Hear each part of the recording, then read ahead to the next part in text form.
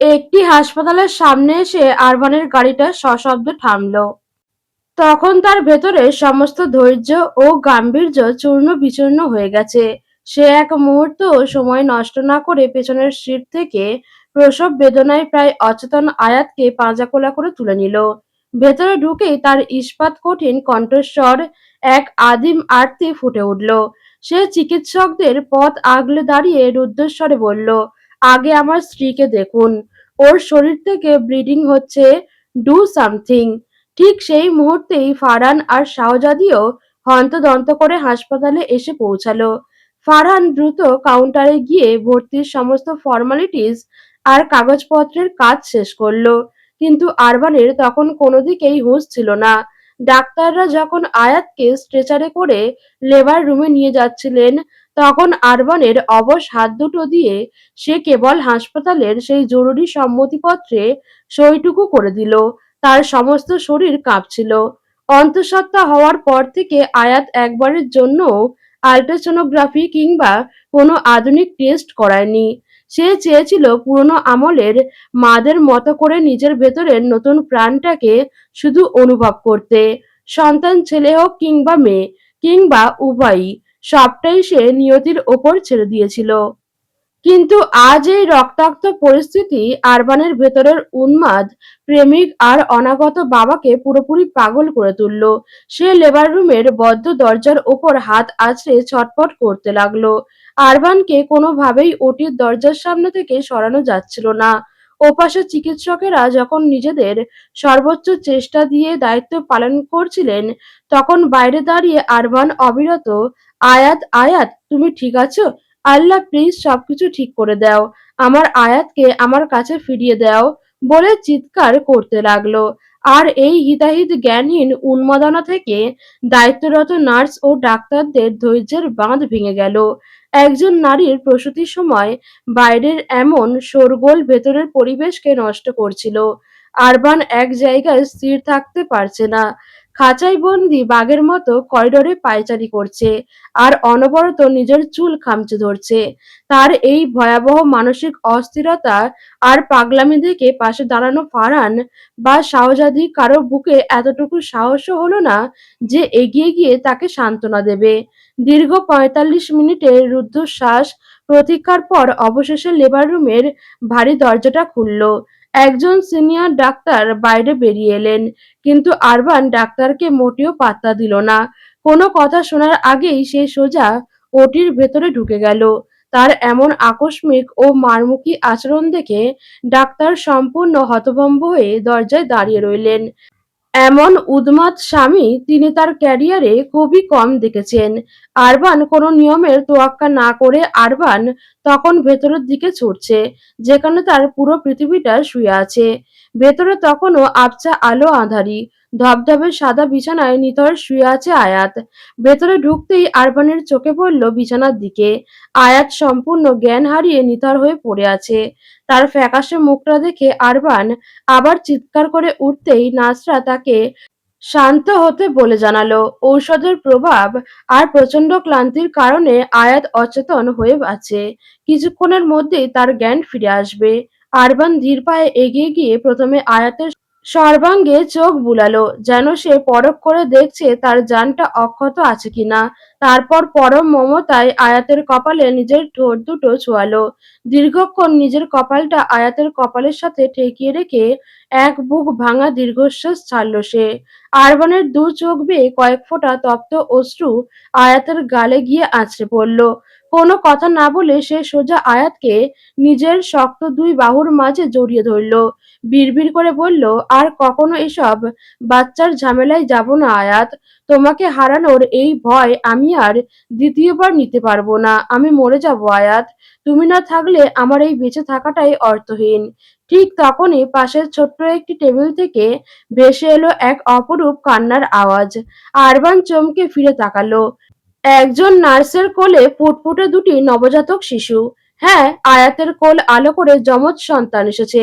তবে তাদের মধ্যে একটি শিশু অত্যন্ত দুর্বল এবং ওজনে অনেক কম হওয়ায় তার শারীরিক সুরক্ষার খাতিরে তাকে তৎক্ষণাৎ বিশেষ ইনকিউবেটরে আলাদা করে রাখার ব্যবস্থা করা হচ্ছিল। আরবানের ভেতরের অনুভূতিটা এক লহমায় বদলে গেল।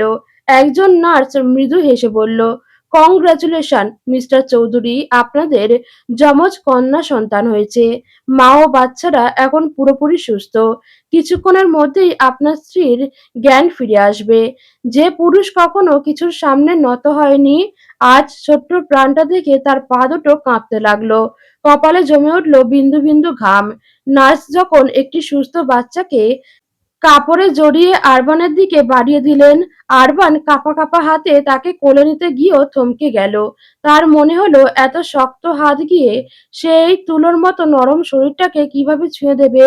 ফারহান তার কাঁধে হাত দিয়ে আশ্বস্ত করতেই আরবান তাকালো। ফারহান আরবানের এই আনাড়িপনা আর ভয় পাওয়া মুখ দেখে পাশ থেকে টিটকারি মেরে হেসে উঠল। কিরে আরবান চৌধুরী, পুরো মেলবোর্ন কাঁপানো ব্যবসায়ী, আজ দুটো বাচ্চার সামনে এসে এমন ভিজে বিড়াল হয়ে গেলি। কিন্তু আজ আরবান রাগলো না, কোনো প্রতিক্রিয়া দেখালো না। গভীর এক দীর্ঘশ্বাস নিয়ে কোনো রকমের কাঁপা কাঁপা হাত বাড়িয়ে অবশেষে যখন শিশুটিকে সে নিজের বুকের কাছে জড়িয়ে ধরল, বুকের মাঝে এলো অশান্ত ঝড়, যেন মুহূর্তেই শান্ত হয়ে গেল।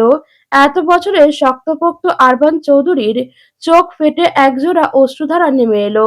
সে একধারে একজন সন্তান, একজন স্বামী এবং একজন পূর্ণাঙ্গ বাবা।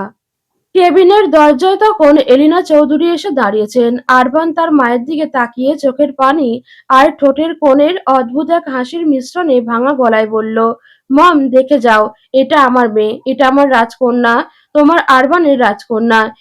এলিনা চৌধুরী এগিয়ে এসে পরম মমতায় বাচ্চাকে কোলে নিলেন এবং নিজেও কেঁদে ফেললেন। আরবান এক হাতে মাকে আগলে নিল। আরবান কানের কাছে তার মুখ নিয়ে এসে খুব নিচু মধুর স্বরে আজান দিল। আরবান এইভাবেই ইনকিউবেটরে থাকা অপর দুর্বল সন্তানটিকে দেখার জন্য পাশের কাঁচের দেয়ালের দিকে এগিয়ে গেল। সে পরম মায়ায় শিশুটির গালে নিজের আঙুল দিয়ে একটু ছুঁয়ে দিতেই অবুঝ মেয়েটি ঘুমের ঘোরেই যেন চিলতে এক মায়াবী হাসি হাসল। তা দেখে আরবানের ঠোঁটের কোণেও এক অপার্থিব আনন্দের হাসি ফুটে উঠল। তার কানেও আজান দিল। কিছুক্ষণ পর আয়াতের চোখের পাতা সামান্য নড়ে উঠল। তার পুরোপুরি জ্ঞান ফিরতেই আরবান বাচ্চাদের কথা ভুলে সোজা আয়াতের শিয়রে এসে বসল। পরম মায়ায় আয়াতের কপালে ঠোঁট ডুবিয়ে একটা দীর্ঘ চুমু দিল। ঠিক তখনই আরবানের চেনা স্পর্শ আর শরীরের উষ্ণতা পেয়ে আয়াতের বুজে থাকা চোখের পাতা দুটো কেঁপে উঠল। সে খুব ধীর গতিতে চোখ মেলল। আরবানকে জড়িয়ে ধরে থাকা নিজের হাত দুটো আরো কিছুটা শক্ত করে সে তার স্বামীকে বুকের মাঝে আশ্রয় দিল। এই নীরব আলিঙ্গনেই যেন লুকিয়ে ছিল পৃথিবীর সমস্ত স্বস্তি। ঠিক সেই মুহূর্তেই কেবিনের দরজা খুলে দুজন নার্স ভেতরে প্রবেশ করলো। আয়াতকে চেক করলো, তারপর বাচ্চাদের কোলে করে নিয়ে আসলো। তাদের দুজনের কোলে দুটো ফুটফুটে নবজাতক। নার্সরা হতবাক হয়ে কিছুক্ষণ এই দম্পতির গভীর আবেগের দিকে তাকিয়ে রইল। আরবান অত্যন্ত ধীর পায়ে বাচ্চাদের দিকে এগিয়ে গেল, কিন্তু তার হাত দুটো আবার কাঁপতে লাগলো, যেন সে ছুতে গেলেই তার সন্তানরা ব্যথা পাবে। আয়াত বিছানায় আধশোয়া হয়ে আরবানের এই অদ্ভুত সরলতা আর আমতা আমতা ভাব দেখছিল।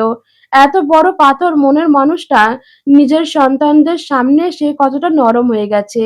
আয়াতের বুকের ভেতরটা এক অপার্থিব সুখে ভরে উঠল।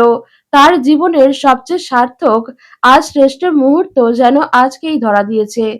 আরবান অত্যন্ত সতর্কতার সাথে বাচ্চাদের একসাথে নিজের দুই বাহুতে তুলে নিল। তারপর ধীর পায়ে আয়াতের পাশে এসে বসল। বাচ্চাদের আলতো করে আয়াতের দুই পাশে শুইয়ে দিয়ে সে প্রথমে সন্তানদের কপালে দুটি আলতো চুমু খেলো। এরপর আয়াতের চোখের দিকে তাকিয়ে তার কপালে গভীর এক ভালোবাসার চুম্বন এঁকে দিয়ে রুদ্ধ কণ্ঠে বলল, ধন্যবাদ আয়াত, আমাকে একটা পূর্ণাঙ্গ পরিবার দেওয়ার জন্য। তোমাকে অসংখ্য ধন্যবাদ আমার মায়াবতী। দেখতে দেখতে 4টে দিন পার হয়ে গেল। হাসপাতালের সমস্ত নিয়মের বেড়াজাল পেরিয়ে আয়াত আর নবজাতকদের নিয়ে আরবান নিজের চিরচেনা নীড়ে ফিরে এলো। 4 দিনের ছোট্ট দুটো প্রাণ এখন পুরো বাড়িটাকে এক অপার্থিব মায়ায় আচ্ছন্ন করে রেখেছে। আরবান বাচ্চাদের নাম রাখলো আনায়া চৌধুরী এবং আয়রা চৌধুরী। আরবান নিজেই তার সন্তানদের খেয়াল রাখতে শুরু করে। ইউটিউব দেখে বাচ্চাদের পরিষ্কার রাখা থেকে শুরু করে সব। আয়াত তা বসে বসে শুধু দেখে, অথচ এই মানুষটা বলেছিল সে বাচ্চা চায় না। কথাটা ভাবতেই আয়াতের ঠোঁট জুড়ে ফুটে ওঠে বিস্তার হাসি। সময় যেন এক আপন গতিতে চলে। দেখতে দেখতে একটি মাস পার হয়ে গেল। আরবানের এখন ২৪ ঘন্টার একমাত্র কাজ হলো নিজের এই দুটি কন্যা সন্তানকে চোখের সামনে আগলে রাখা। এই দুটো মেয়ে যেন তার বুকের ভেতর জ্যান্ত হয়ে থাকা দুটো জান্নাতের টুকরো।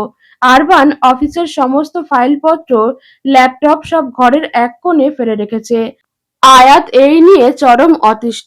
সে গতরাতে অনেক বুঝিয়ে কড়া শাসন করে আরভানকে রাজি করিয়েছিল যে আজ সকাল সকাল তাকে অবশ্যই অফিসে যেতে হবে। আরভানও বাধ্য ছেলের মতো রাজি হয়েছিল। কিন্তু সকাল হতেই দেখা গেল অন্য দৃশ্য। আরভান অফিসের পোশাক পরা তো দূর, সে অফিসে যাওয়ার কথা পুরোপুরি ভুলে গেছে। সকালবেলা বিছানার সামনে কার্পেটে বসে সে খালি গায়ে বুক ডন দিচ্ছে, আর বিছানার মাঝখানে শুয়ে আছে তার ১ মাসের পুচকে আহ্লাদী মেয়ে আয়রা। এই ১ মাসেই আয়রা তার বাবাকে বেশ চিনে গেছে। সে তার বাবার চোখের মণি। পাশে আনায়া শান্তশিষ্ট হয়ে ঘুমিয়ে আছে। সে খুব একটা কাঁদে না, একদম শান্ত একটা মেয়ে। কিন্তু এই আয়রাটা হয়েছে একদম তার বাবার মতো জেদি। সারাক্ষণ আয়াতকে জ্বালিয়ে মারে, অথচ বাবার সামনে এলেই শান্ত। আয়রা তার বাবার এই ওঠানামা করা শরীরে দেখে কৌতূহলী চোখে তাকানোর আপ্রাণ চেষ্টা করছে। সে যেন বোঝার চেষ্টা করছে তার বাবা এই সাত সকালে কি কসরত করছে। আরবান ডন দিতে দিতেই মেয়ের এই অনুকরণ করার চেষ্টা দেখে খিলখিল করে হেসে উঠল। তারপর ডন দেওয়া বন্ধ করে সে হুট করে আয়রাকে এক ঝটকায় নিজের বুকের মাঝে জড়িয়ে ধরে উপুড় হয়ে শুয়ে পড়ল। মেয়ের তুলতুলে গালে নিজের হালকা দাড়িওয়ালা গালটা একটু ছোঁয়াতেই আয়রা খিলখিল করে হেসে দিল। মেয়ের এই নিষ্পাপ হাসিতে আরবানও তার নরম গালে চুমুর বন্যা বইয়ে দিল এবং আধো আধো স্বরে মেয়ের সাথে কথা বলতে মজে গেল। আরবান গম্ভীর অথচ পরম আধিক্যতা মাখানো স্বরে বলল, এই যে আমার আম্মা, বাবার এক্সারসাইজ করা দেখছেন? বড় হয়ে তোমাকেও কিন্তু বাবার মতো স্ট্রং হতে হবে, বুঝলে? আয়াতের পায়ের আওয়াজ পেয়েও আরবান সেদিকে পাত্তা দিল না। সে মেয়ের বুড়ো আঙুলটা নিজের হাতের মুঠোয় নিয়ে আদর করতে ব্যস্ত রইল। আয়াত দরজায় দাঁড়িয়ে এই দৃশ্য দেখে নিজের মাথায় হাত দিল। ঘরের এই স্থূল স্থূল কাণ্ড আর আরবানের বাচ্চাদের মতো পাগলামি দেখে সে ক্ষণেকের জন্য স্তব্ধ হয়ে গেল। এই রাগী, গভীর আর নিষ্ঠুর পুরুষটাকে সে নিজের বাচ্চার সামনে এসে এমন এক আস্ত পাগল আর বাচ্চা মানুষ হয়ে যাবে, তা কি কেউ কোনোদিন ভাবতেও পেরেছিল? মোটেও না। আয়াত আর নিজের রাগ চেপে রাখতে পারল না। সে কোমরে হাত দিয়ে দরজায় দাঁড়িয়ে সজোরে চিৎকার দিয়ে উঠল, আরবান!